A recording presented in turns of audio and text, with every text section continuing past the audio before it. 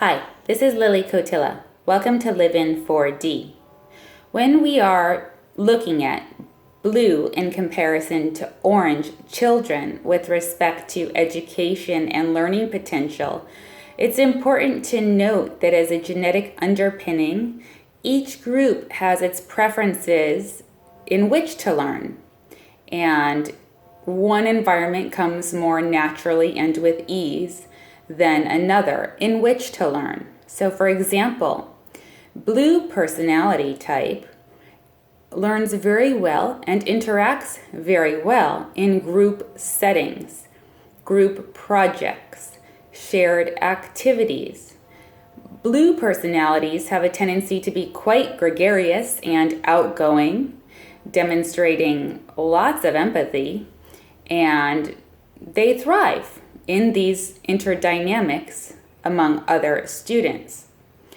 That said, by being in groups exclusively, they don't strengthen areas of their personality, such as those that would be required to work more in isolation and individual activities.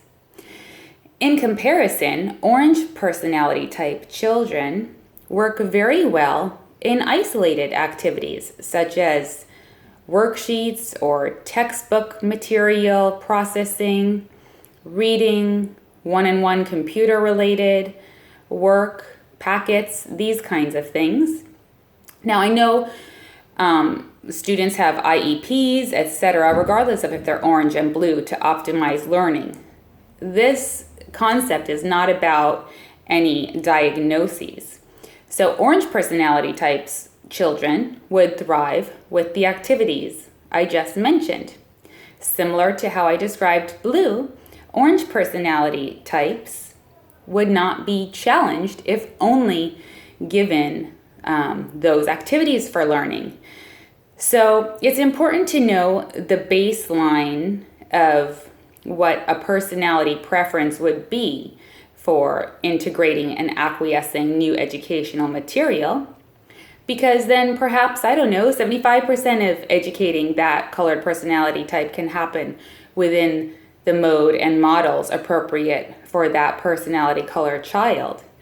Similarly, they can be pushed, their edge can be pushed, so to speak, in gaining those traits and assets in the parts of their brain and psyche and personality that don't come as easily to them. Because as we all know, we can benefit from learning how to do more isolated work, or we can benefit from doing more group work, or being more social or talkative, or less social or less talkative. It's all about balance. And right now it's kind of an arbitrary process of learning and doing and trial and error, in the formation of psyche over the course of years. If we know a fundamental baseline personality type, we can really structure and cultivate educational settings to optimize a child's learning path over the career of an entire education.